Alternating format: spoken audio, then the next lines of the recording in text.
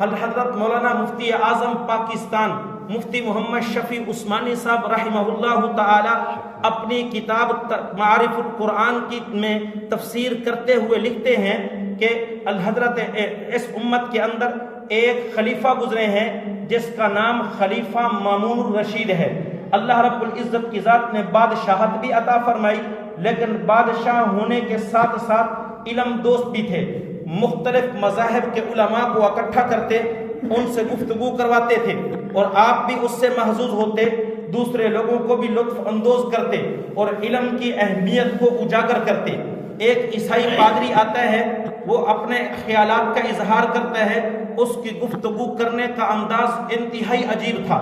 جس وقت وہ جانے لگا، خلیفہ مامون الرشید نے اس کو بلایا، کہنے لگے اللہ رب العزت کی ذات نے آپ کو گویائی بڑی اچھی عطا فرمائی ہے، سمجھانے کی صلاحیت بڑی اچھی ہے، میرا مشورہ یہ ہے کہ آپ مسلمان ہو جائیے۔ لیکن وہ کہنے لگا کہ اے خلیفہ، میں آپ کے کہنے پر مسلمان نہیں ہوں گا۔ لیکن جب اگلے سال وہ شخص آیا تو اس نے فقہ اسلامی کی اہمیت پر گفتگو کی۔ میرے بھائیو، یہ فقہ جو موضوع ہے یہ اسلام کا موضوع ہے۔ جس وقت اس نے اپنی گفتگو پوری کر لی، خلیفہ مامون الرشید اس کے پاس اٹھ کر گئے، اس کو جا کر کہنے لگے کہ مجھے لگتا ہے کہ تم مسلمان ہو چکے ہو، مجھے بتاؤ تو صحیح تمہارے مسلمان ہونے کا ماجرا کیا تھا، تمہارا واقعہ کیا پیش آیا؟ تو یہ شخص واقعہ بیان کرتے ہوئے کہنے لگا کہ ایک دن میں اپنے کمرے کے اندر تنہا بیٹھا تھا، میرے دل میں خیال آیا، مسلمان کہتے ہیں ہم حق پر ہیں، یہودی کہتے ہیں ہم حق پر ہیں، عیسائی کہتے ہیں ہم حق پر ہیں، اور ان تینوں کے پاس اس وقت آسمانی کتاب بھی موجود ہے، کیوں نہ ہو کہ میں امتحان کروں اور جو مجھے حق لگے اور میں اس پر عمل کر لوں، میں اس کے مطابق اپنی زندگی کو گزاروں۔ یہ کہتے ہیں جس طرح میں بہت اچھا بول لیتا ہوں اس طرح میں بہت اچھا لکھ بھی لیتا تھا۔ میں نے بازار سے ایک نسخہ قرآن کا منگوایا، ایک تورات کا منگوایا، ایک انجیل کا منگوایا، اس کو میں نے سامنے رکھا اور ہر کتاب سے دو نسخے میں نے اپنے ہاتھ سے تحریر کیے۔ ان کے اندر میں نے زبر زیر کی غلطی کر دی، الفاظ کی تحریر کی میں نے غلطیاں کر دی۔ اس کے بعد میں نے انجیل کو اٹھایا، میں عیسائیوں کے گرجا کے اندر گیا، وہاں جا کر ان کو کہا تمہارے نبی پر کتاب انجیل اتری ہے، میں نے اس کو اپنے ہاتھ سے لکھا ہے، کیا تم اس کو خریدو گے؟ انہوں نے کہا کہ کیوں نہیں، ہماری کتاب ہے، ہم ضرور خریدیں گے۔ ان کے علماء نے اس کتاب کو لیا، ایسے دیکھ کر کھولا اور اپنے گرجا کے اندر سجا کے رکھ دیا، اس کو پیسے دیے، یہ چلے گئے۔ انہوں نے دوسری انجیل اٹھائی، دوسرے گرجا کے اندر پہنچ گئے، وہاں کچھ علماء ان کے موجود تھے، ان کو جا کر کہا تمہارے نبی پر کتاب اتری ہے، میں نے اس کو اپنے ہاتھ سے لکھا ہے، کیا تم اس کو خریدو گے؟ انہوں نے کتاب لی، کھول کر دیکھا، سجا کے رکھ دیا، پیسے دیے اور یہ شخص واپس آ گیا۔ یہ کہتے ہیں میں نے تورات لی اور پھر میں یہودیوں کے معبد خانے کے اندر پہنچا، ان کے علماء موجود تھے، میں نے کہا تمہارے نبی موسیٰ پر کتاب تورات اتری ہے، میں نے اس کو اپنے ہاتھ سے لکھا ہے، کیا تم اس کو خریدو گے؟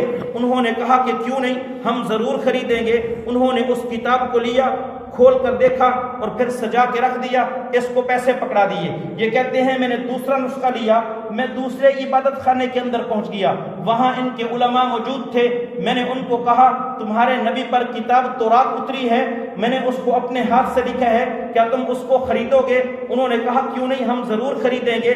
انہوں نے وہ کتاب لی، کھول کر دیکھا اور پھر اس کو سجا کے رکھ دیا، پیسے اس نے لیے، یہ واپس آ گیا۔ یہ کہتے ہیں میں نے قرآن کریم اٹھایا اور میں ایک مسجد کے اندر پہنچا، ایک 6 سال کا بچہ مسجد سے باہر نکل رہا تھا، میں نے کہا بیٹا تمہارے نبی محمد الرسول اللہ صلی اللہ علیہ وسلم پر کتاب اتری ہے جس کا نام قرآن ہے، میں نے اس کو اپنے ہاتھ سے بڑا خوبصورت تحریر کیا ہے، کیا تم اس کو خریدو گے؟ وہ کہنے لگا میرے پاس پیسے تو نہیں ہیں میں خریدوں، لیکن میں اس کی زیارت ضرور کر سکتا ہوں۔ میرے بھائیو، وہ کہتے ہیں کہ میں نے وہ کتاب اس بچے کے ہاتھ میں پکڑائی، اس بچے نے یوں قرآن کو کھولا اور کھولنے کے بعد تھوڑا سا پڑھا، پڑھنے کے بعد کہنے لگا اے میرے چچا جی، یہ کتاب وہ نہیں ہے جو میرے نبی پر اتری تھی، کسی ظالم نے اس کے اندر تبدیلی کر دی ہے، اس لیے یہ کتاب کسی اور مسلمان کو تو نہ دکھانا۔ یہ کہتے ہیں میں نے اس نسخے کو رکھا، دوسرا نسخہ ایک دوسری مسجد کے اندر لے کر گیا، وہاں میں نے دیکھا ایک 80 سال کا بابا قرآن کریم کی تلاوت کر رہا ہے۔ میں اس کے پاس پہنچا، میں نے کہا بابا جی تمہارے نبی پر قرآن اترا ہے کہ میں نے اس کو اپنے ہاتھ سے لکھا، کیا تم اس کو خریدو گے؟ بابا جی نے کہا کیوں نہیں، اللہ کا کلام ہے، ہم ضرور اس کو خریدیں گے، لیکن دکھاؤ تو صحیح کیسا تم نے لکھا ہے۔ اس بابا جی نے اس قرآن کو لیا، اس کی آنکھیں بھی نہیں کھل رہی تھی، بڑی مشکل سے اس نے اپنی آنکھوں کو کھولا اور قرآن کریم کو یوں پڑھنے لگا، اور اس کے بعد بند کر کے کہتا ہے کہ بیٹا یہ وہ کلام نہیں لگتا جو ہمارے نبی پر اترا تھا، کسی ظالم نے اس کے اندر تبدیلی کر دی ہے۔ یہ کہنے والا کہتا ہے کہ میں یہ عیسائیوں کے عالموں کے پاس گیا، ان کے عالموں کا ان کی کتاب کا ان کے عالموں کو پتہ نہیں چلا، میں یہودیوں کے پاس گیا، ان کی کتاب کے اندر میں نے تحریف کی تھی، ان کے عالموں کو پتہ نہیں چلا، اور یہ قرآن کریم میں مسلمانوں کے پاس لے کر گیا، 6 سال کے بچے کو بھی پتہ چلتا ہے کہ اس کے اندر تحریف ہو چکی ہے، 80 سال کے بابے کو بھی پتہ چلتا ہے کہ اس کے اندر تحریف ہو چکی ہے۔ تو میں سوچنے پر مجبور ہو گیا کہ نہ وہ اسلام کیوں ممتاز دنیا بھر کے دینوں میں، وہاں مذہب کتابوں میں، یہاں قرآن سینوں میں۔ اس طرح میرے بھائیوں یہ جو حفاظ ہیں اللہ رب العزت کے کلام کی یہ حفاظت کرتے ہیں۔ میں مختصراً آپ کے سامنے عرض کروں گا کہ جو شخص قرآن کریم کو حفظ کرتا ہے اللہ رب العزت کی ذات اس کو کیا عطا فرماتے ہیں، اور جو شخص اس حافظ قرآن کے ساتھ محبت رکھتا ہے، اس کو خوش رکھتا ہے، اس کے ساتھ کوئی تعاون کرتا ہے، اللہ رب العزت کی ذات اس کو کیا عطا فرماتے ہیں۔ میں بالکل مختصر بات کرتا ہوں۔ آپ سورۃ فاتحہ پڑھتے ہیں، سورۃ فاتحہ کے اندر شروع میں ہے الحمدللہ رب العالمین الرحمن الرحیم مالک یوم الدین۔ اللہ رب العزت کی ذات فرماتے ہیں میں بدلے کے دن کا مالک ہوں، یعنی کل قیامت والے دن جب میں فیصلے کروں گا تو میں فیصلے قاضی بن کے نہیں کروں گا، بلکہ میں نے جو فیصلے کرنے ہیں وہ فیصلے میں نے مالک بن کے کرنے ہیں۔ یہ دنیا ہے نا میرے بھائیوں، اس دنیا کے اندر جو عدالتیں لگتی ہیں، ایک عدالت ہوتی ہے قاضی کی، ایک عدالت ہوتی ہے مالک کی۔ قاضی کی عدالت اور مالک کی عدالت میں بہت زیادہ فرق ہے۔ قاضی کے سامنے اگر جرم ثابت ہو جاتا ہے اور قاضی فیصلہ سنا دیتا ہے، اس کے بعد اس کو یہ قطعاً اختیار نہیں ہوتا کہ میں تجھے معاف کرتا ہوں، معاف کرنے کا اس کو اختیار نہیں ہے، اس نے قانون کے مطابق عمل کرنا ہے۔ لیکن جب عدالت لگتی ہے مالک کی، اس کے سامنے اگرچہ جرم ثابت ہی ہو جائے تو مالک کو اختیار ہوتا ہے، وہ اپنے اس ملزم کو، اپنے اس مجرم کو معاف کرنا چاہے تو وہ معاف کر سکتا ہے۔ اہل سنت والجماعت کا یہ عقیدہ ہے کل قیامت والے دن اللہ رب العزت کی ذات جو فیصلے فرمائیں گے وہ مالک بن کے فرمائیں گے۔ اگر اللہ رب العزت کی ذات کل قیامت والے دن پوری انسانیت کو جنت کے اندر بھیج دے، وہ مالک ہے، اس کو کوئی پوچھنے والا نہیں ہے۔ میرے بھائیوں جب بندہ قاضی کے پاس فیصلے کے لیے جاتا ہے اس کو وکیل کی ضرورت پیش آتی ہے، لیکن جب مالک کے پاس فیصلے کے لیے جائے پھر وکیل کی ضرورت پیش نہیں آتی، پھر میرے بھائیوں اس وقت ایک سفارشی کی ضرورت پیش آتی ہے، اور سفارش تب کیا کرتا ہے جب آپ سفارشی کو خوش کریں گے۔ میرے بھائیوں سفارشی خوش ہوگا تب سفارش کرے گا، وگرنہ وہ سفارش نہیں کرے گا۔ کل قیامت کا دن ہوگا، اللہ رب العزت کی ذات فیصلے کریں گے، کچھ خوش نصیب وہ ہوں گے جن کے لیے فیصلہ ہو جائے گا تم جنت کے اندر چلے جاؤ، لیکن کچھ بد نصیب لوگ ایسے ہوں گے ان کے متعلق یہ فیصلہ ہوگا کہ تم پر جنت حرام ہو چکی ہے، تم نے اب جہنم کے اندر جانا ہے۔ میرے بھائیوں سورۃ انشقاق 30واں پارہ اس کی ہولناکی کو بیان کرتا ہے کہ انسان اس وقت کہے گا کاش کہ میں مر جاتا، کاش کہ میں مٹی ہو جاتا، کاش کہ میں اس دن کو ہی نہ دیکھتا۔ وہ انتہائی پریشانی کے عالم میں اپنی ماں کو تلاش کرے گا، اپنے باپ کو تلاش کرے گا، اپنے بھائی کو تلاش کرے گا، اپنی بیوی کو تلاش کرے گا۔ قرآن کہتا ہے وہ اس کو دور سے دیکھیں گے، یوم یفر المرء من اخیہ وامہ وابیہ وصاحبتہ وبنیہ، ہر ایک کو اپنی پڑی ہوئی ہوگی، وہ دوسرے کو دیکھ کر دوسرے سے اوجل ہو جائے گا، کہیں ایسا نہ ہو کہ آج یہ مجھ سے کوئی نیکی نہ مانگ لے۔ اس طرح پریشانی کے عالم میں کھڑا ہوگا حافظ قرآن، اللہ نے اس کو اعزاز دیا ہوگا، یہ وہاں سے گزرے گا، اس سے پوچھے گا میاں کیوں پریشان کھڑے ہو، تم تو مجھے پہچانتے ہو، تم تو مجھے پہچانتے ہو، میں تمہاری مسجد کا امام تھا، تم تو مجھے پہچانتے ہو، میں تمہاری مسجد کا خطیب تھا، تم مجھے پہچانتے ہو، جس وقت مجھے کوئی مجبوری پیش آئی تھی میں تمہارے پاس آیا تھا، تم نے میرے ساتھ اچھا سلوک کیا تھا، تم بتاؤ تو صحیح آج کیا پریشانی ہے؟ یہ کہے گا کہ اے حافظ قرآن، میرے بارے میں یہ فیصلہ ہو چکا ہے کہ میں جہنم کے اندر چلا جاؤں۔ میرے بھائیو، یہ اس کا ہاتھ پکڑے گا، کہے گا نہیں، دنیا کے اندر تو نے مجھے خوش کیا تھا، دنیا کے اندر تو نے میرے ساتھ محبت صرف اس لیے کی تھی کہ میرے سینے کے اندر قرآن موجود تھا، آج میں آپ کو یوں تنہا نہیں چھوڑوں گا، آج میں تجھے اپنے ساتھ جنت کے اندر لے کر چلتا ہوں۔ میرے بھائیوں، میں ایسے میں خبریں نہیں سنا رہا، میں یہ پیغمبر علیہ السلام کی حدیث کا فرمان سنا رہا ہوں۔ آقا مدنی صلی اللہ علیہ وسلم نے فرمایا، من قرأ القرآن، شرائط دیکھتے جانا، من قرأ القرآن، جس نے قرآن کریم کو پڑھا، وحفظہ، صرف دیکھ کر نہیں پڑھا، اس کے ساتھ اس کو حفظ بھی کیا، صرف حفظ نہیں کیا، واستظہرہ، اس کو اچھی طرح یاد کیا، ہر وقت اس کی آنکھوں کے سامنے قرآن گھوم رہا ہے، اس کو بالکل اس نے بھلایا نہیں ہے، اور اس کے بعد وَأَحَلَّ حَلَالَهُ وَحَرَّمَ حَرَامَهُ، قرآن نے جن چیزوں کے بارے میں کہا یہ حلال ہے، اس نے کہا حلال ہے، اس پر عمل کرتا گیا، قرآن نے کہا یہ حرام ہے، اس نے کہا یقیناً یہ حرام ہے، اس نے اس کو چھوڑ دیا۔ جب ان شرائط والا حافظ قرآن ہوگا، اس کے بعد اللہ رب العزت کی ذات اس حافظ قرآن کو انعام یہ عطا فرمائیں گے، ادخلہ الجنہ، اللہ رب العزت کی ذات اس حافظ قرآن کو جنت کے اندر بھیج دیں گے۔ صرف اس کو نہیں، وشفعہ فی عشرۃ من اہل بیت، اللہ رب العزت کی ذات اس بندے کو 10 آدمیوں کا کوٹا عطا فرمائیں گے کہ ان کے ساتھ ان کی سفارش کر اور ان کو اپنے ساتھ جنت کے اندر لے کر چلا جا۔ یہ 10 آدمی کون سے ہوں گے؟ وہ حدیث کہتی ہے کلہم قد وجبت لہم النار، یہ 10 کے 10 لوگ وہ ہوں گے جن کے اوپر جہنم واجب ہو چکی ہوگی۔ یہ اللہ رب العزت کی ذات اس بندے کو انعام عطا فرمائیں گے جو حافظ قرآن کے ساتھ محبت کرے گا، حافظ قرآن کو خوش رکھے گا، حافظ قرآن کا تعامل کرے گا۔ اور اللہ کی ذات اس خود حافظ قرآن کو کیا عطا فرمائیں گے؟ میں مختصراً بات کرتا ہوں، ایک حدیث آپ کے سامنے رکھتا ہوں۔ حضرت امام طحاوی رحمۃ اللہ علیہ نے اپنی کتاب شرح مشکل الآثار کے اندر ایک حدیث ذکر کی ہے، بڑی عجیب و غریب حدیث ہے۔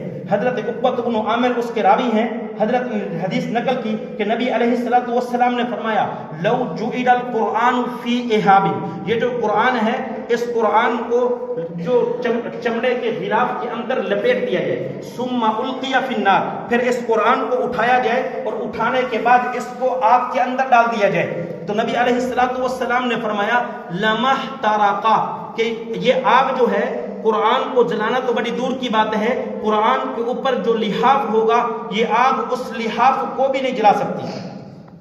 محدثین نے اس کی تفسیر کے اندر اس حدیث کی وضاحت کے اندر لکھا کہ یہ نبی علیہ السلام کا معجزہ تھا۔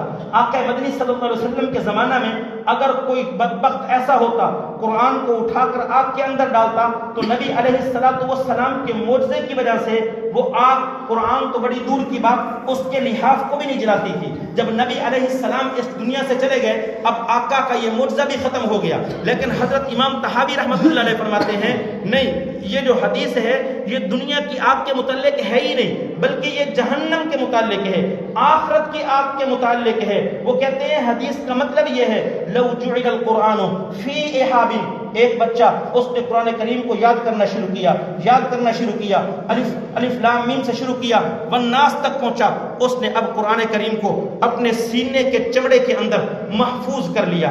اور حافظ قرآن بھی میرے بھائیو بشر ہوتے ہیں، انسان ہوتے ہیں، انسان خطا کا پتلا ہے، انسان سے غلطی ضرور ہونی ہے۔ حافظ قرآن سے دنیا کے اندر کچھ غلطیاں ہو گئیں، کچھ کوتاہیاں ہو گئیں، یہ اپنی کچھ غلطیوں اور کوتاہیوں کو لے کر کل قیامت والے دن اللہ کے حضور پیش ہوگا۔ اللہ فرمائیں گے بھئی آپ حافظ قرآن ضرور ہیں لیکن آپ کی یہ غلطیاں ہیں، ہم نے ان کو صاف کرنا ہے، ان کو صاف کرنے کے لیے تمہیں جہنم کے اندر جل جانا پڑے گا۔ ثم القی فی النار، پھر اس حافظ قرآن کو ان غلطیوں کو، ان کوتاہیوں کو، ان خطاؤں کو صاف کرنے کے لیے جہنم کی آگ کے اندر ڈالا جائے گا۔ تو حضرت امام طحاوی فرماتے ہیں نبی علیہ السلام کے فرمان کے مطابق یہ جو جہنم کی آگ ہے یہ حافظ قرآن کے اندر تک پہنچنا، سینے کو جلانا یہ تو بڑی دور کی بات ہے، یہ جو آگ ہے یہ حافظ قرآن کے جو اوپر کی چمڑی ہے اس کو بھی نہیں جلا سکے۔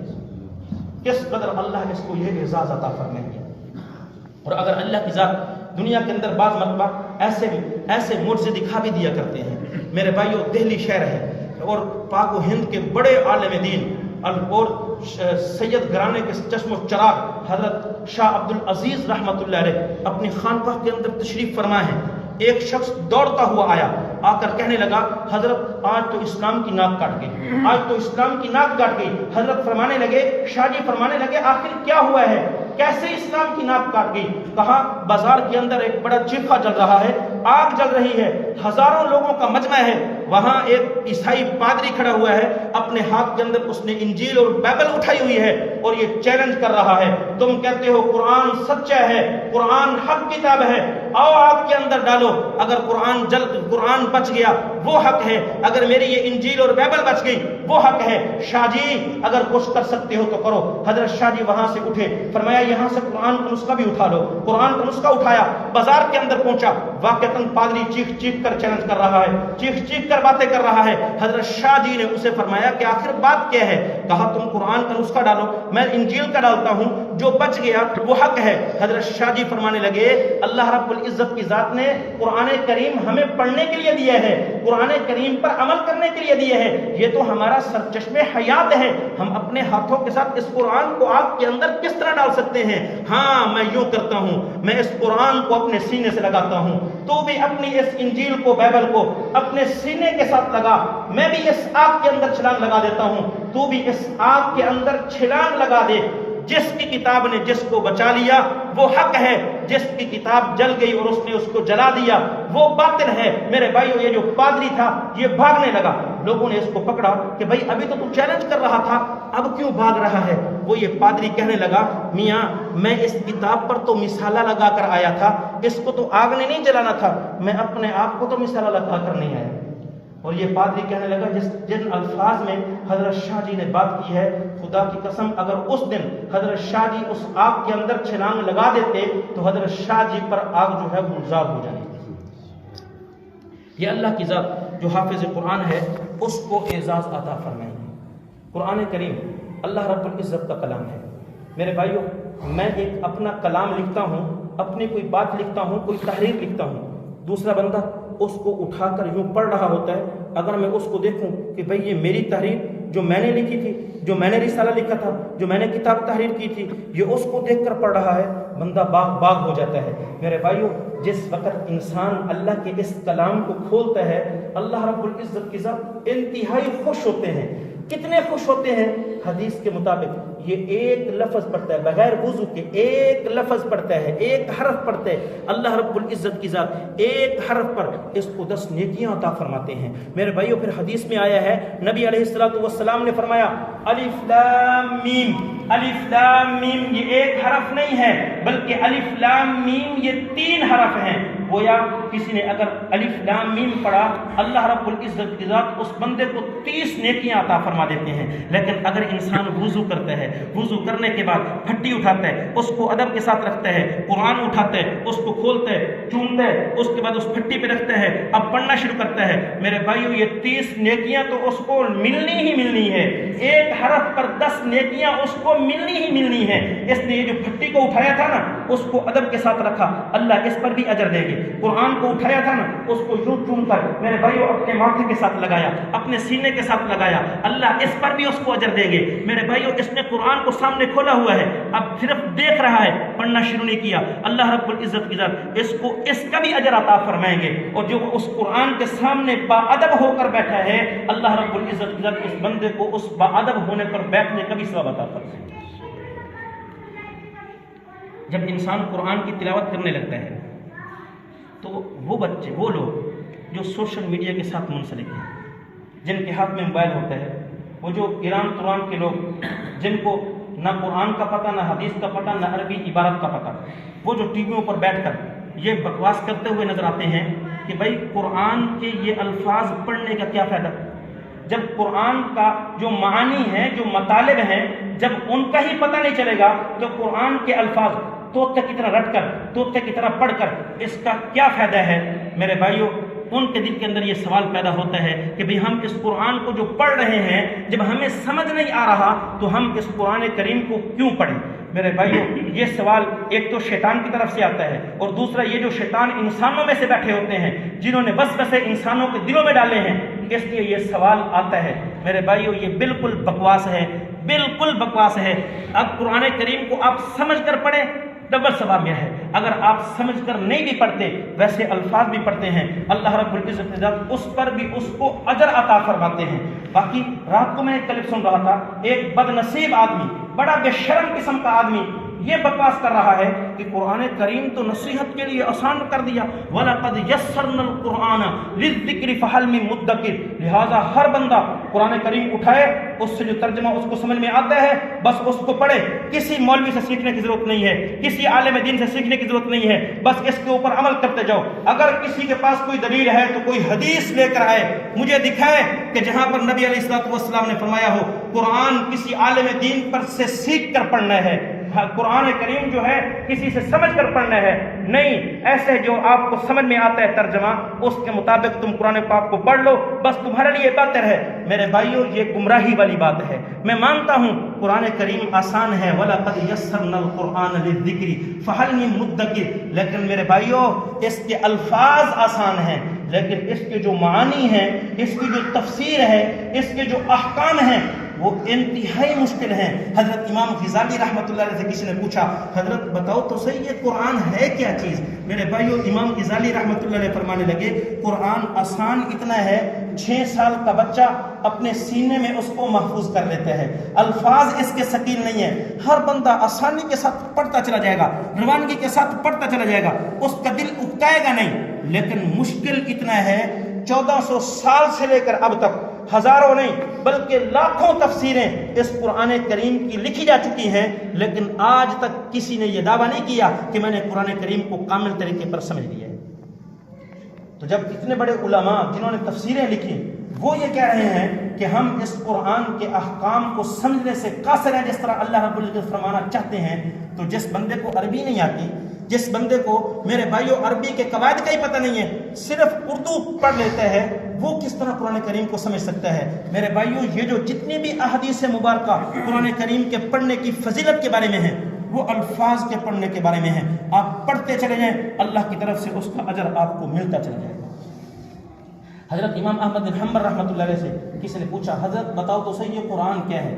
فرمایا قرآن کے معنی کی احکام کی 4 جلدیں لکھ چکا ہوں، لیکن قرآن کے علوم ہیں کہ ٹھاٹھے مارتا سمندر، میں تو عاجز ہوں اس کو میں بیان کر سکوں۔ میرے بھائیو اس حضرت امام احمد بن حنبل رحمۃ اللہ علیہ اللہ کی وہ برگزیدہ شخصیت ہیں جن کو کئی مرتبہ اللہ رب العزت کا خواب کے اندر دیدار ہوا ہے۔ ایک دن یہ سوئے ہوئے ہیں، اللہ کا دیدار ہوا، اللہ سے پوچھا اللہ جی بتاؤ تو صحیح آپ کو سب سے زیادہ محبوب کیا چیز ہے؟ حضرت امام احمد بن حنبل رحمۃ اللہ علیہ اللہ سے سوال کر رہے ہیں، اللہ بتاؤ تو صحیح آپ کو سب سے زیادہ محبوب کیا چیز ہے؟